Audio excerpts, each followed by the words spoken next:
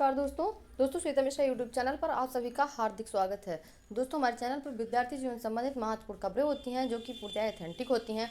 सभी ऑथेंटिक खबरों के लिए आप हमारा चैनल सब्सक्राइब कर सकते हैं। इसी क्रम में आज की पहली खबर है, 2012 में आवेदन करने वालों ने मांगी नियुक्ति। जैसे ही टीईटी का लाइफ टाइम वैलिडेशन हुआ है वैसे ही अब 2011 में होने वाली भर्ती 72,825 में जो रिक्त पद थे उनमें अब नियुक्ति की मांग की है। जो अभ्यर्थी 2011 में टीईटी पास हुए थे उन अभ्यर्थियों की मांगे हैं कि अब उनके पद भरे जाने चाहिए जैसे टीईटी लाइफ टाइम वैलिड हुआ है।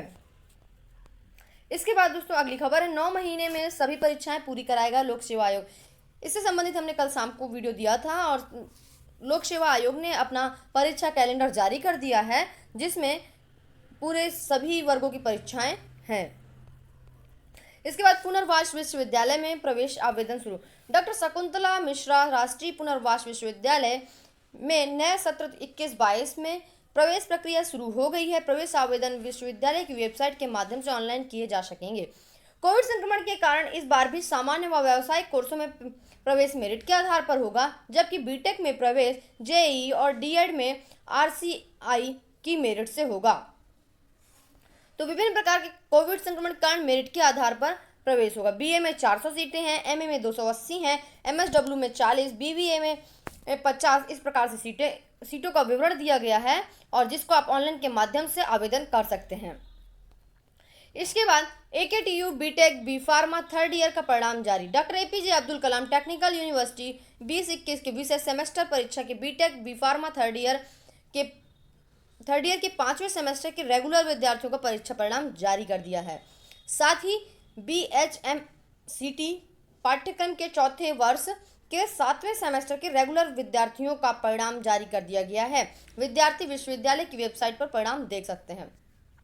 तो एकेटीयू ने कुछ परिणाम जारी किए हैं जिसमें अभ्यर्थी विद्यालय की वेबसाइट पर देख सकते हैं। इसके बाद चयनितों का अभिलेख सत्यापन 1 से एलटी ग्रेड यूपीपीएससी ने जारी किया। कार्यक्रम 7 विषयों में औपबंधिक रूप से हुआ था चयन। तो सत्यापन की प्रक्रिया 1 तारीख से शुरू है। सत्यापन की प्रक्रिया पूरी होने के बाद निदेशालय को भेजी जाएगी नियुक्ति की संस्तुति। सत्यापन कार्यक्रम जारी कर दिया गया है। 9 जुलाई तक सत्यापन कार्यक्रम चलेगा। 7 विषयों के चयनित अभ्यर्थियों को शामिल होना है। अब अभिलेख सत्यापन के बाद चयनितों की फाइलें नियुक्ति की संस्तुति के साथ माध्यमिक शिक्षा निदेशालय को भेजी जाएंगी और फिर निदेशालय की ओर से ऑनलाइन काउंसलिंग करा के नियुक्ति पत्र जारी किए जाएंगे। तो सत्यापन के बाद काउंसलिंग करा के नियुक्ति पत्र जारी किए जाएंगे। 1 तारीख से सत्यापन शुरू है जो कि 9 जुलाई तक चलेगा। 9 जुलाई के बाद ही आगे कार्यक्रम शुरू होगा। इसके बाद इंटर कॉलेजों को 83 नए प्रधानाचार्य मिलेंगे। प्रदेश के राजकीय इंटर कॉलेजों को जल्द ही 83 नए प्रधानाचार्य मिलेंगे। इन अभ्यर्थियों का लोक सेवा आयोग द्वारा सीधी भर्ती से चयन हुआ है। यह जानकारी उप मुख्यमंत्री डॉक्टर दिनेश शर्मा ने दी है। उन्होंने बताया कि 83 अभ्यर्थियों में से 61 अभ्यर्थियों की संस्तुति विभाग को प्राप्त हो गई है। शेष अभ्यर्थियों की संस्तुति की प्रक्रिया चल रही है। 61 अभ्यर्थियों से निर्धारित प्रपत्र में सत्यापन पत्र, स्वघोषणा पत्र प्राप्त कर नियुक्ति पत्र जारी कर दिया जाएगा। तो इंटर कॉलेजों को 83 नए प्रधानाचार्य मिलेंगे जिनमें से 61 अभ्यर्थियों की संस्तुति तो विभाग को प्राप्त हो गई है। इसके बाद जो बाकी हैं उनकी अभी प्रक्रिया चल रही है। इसके बाद वाणिज्य कर समूह ग में होगी पदों पर भर्ती जल्द। जोनवार खाली पदों का ब्यौरा मांगा गया है। इसमें अराजपत्रित श्रेणी के कनिष्ठ सहायक, आशुलिपिक, उर्दू अनुवादक, कनिष्ठ सहायक व प्रधान सहायक, वाहन चालक ग्रेड 4 और सेवक आदि पदों के लिए जोनवार ब्यौरा तैयार किया जा रहा है और इन पदों पर भर्ती जल्द ही होगी।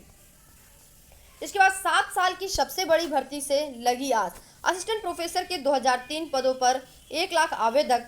उच्चतर शिक्षा सेवा आयोग ने टाल दी थी मई अंत तक प्रस्तावित परीक्षा। प्रदेश के अशासकीय सहायता प्राप्त महाविद्यालयों में भर्ती का इंतजार। 2014 में अब तक पहली बार इतनी बड़ी संख्या में हो रही है नियुक्ति। 47 विषयों के 2003 पदों की परीक्षा कई चरणों में कराई जानी है।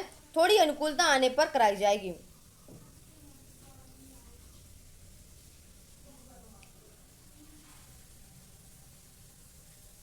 प्रदेश के अशासकीय सहायता प्राप्त महाविद्यालयों में 47 विषयों के लिए 2003 पदों पर भर्ती 1 लाख युवाओं की आस लगी है, जिसमें 26 मई को परीक्षा प्रस्तावित थी, लेकिन कोरोना की वजह से टल गई है।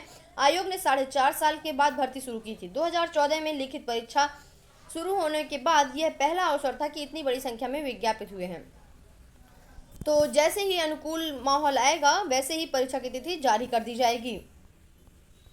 अगस्त में होगी उत्तर प्रदेश राजस्थान टंडन मुक्त विश्वविद्यालय की परीक्षाएं। इसको मैंने पहले वीडियो में भी बताया था कि अगस्त में उत्तर प्रदेश राजस्थान टंडन मुक्त विश्वविद्यालय की परीक्षाएं होंगी, जो बहुविकल्पीय आधार भी हो सकता है। 60,000 परीक्षार्थी होंगे शामिल। शारीरिक दूरी को ध्यान में रखते हुए परीक्षा केंद्रों की संख्या में की जाएगी बढ़ोतरी। और इसके बाद इसमें बहुविकल्पीय आधार पर परीक्षाएं हो सकती हैं या ओएमआर सीट मुहैया कराई जाएगी। बहुविकल्पीय आधार पर परीक्षाएं होंगी। प्रमाण पत्र व डिप्लोमा की परीक्षा के लिए 1 घंटे का समय दिया जाएगा, और जबकि पीजी डिप्लोमा और डिग्री के कार्यक्रम के लिए 1.5 घंटे समय दिया जाएगा। इस प्रकार से परीक्षाएं आयोजित की जाएंगी अगस्त में। 23 को जारी होगी दाखिले की पहली सूची। केंद्रीय विद्यालय संगठन ने सभी केंद्रीय विद्यालयों में नए सत्र के दाखिले का कार्यक्रम जारी कर दिया है। इसके तहत पहली कक्षा में दाखिले के लिए आवेदन प्रक्रिया पहले ही शुरू कराई जा चुकी है। विद्यालयों में आए आवेदनों के आधार पर 23 जून को दाखिला के लिए पहली सूची जारी की जाएगी। 23 जून को पहली सूची जारी होगी और इसके बाद 30 जून को दूसरी सूची और 5 जुलाई को सीटें खाली रहने की तीसरी सूची जारी की जाएगी।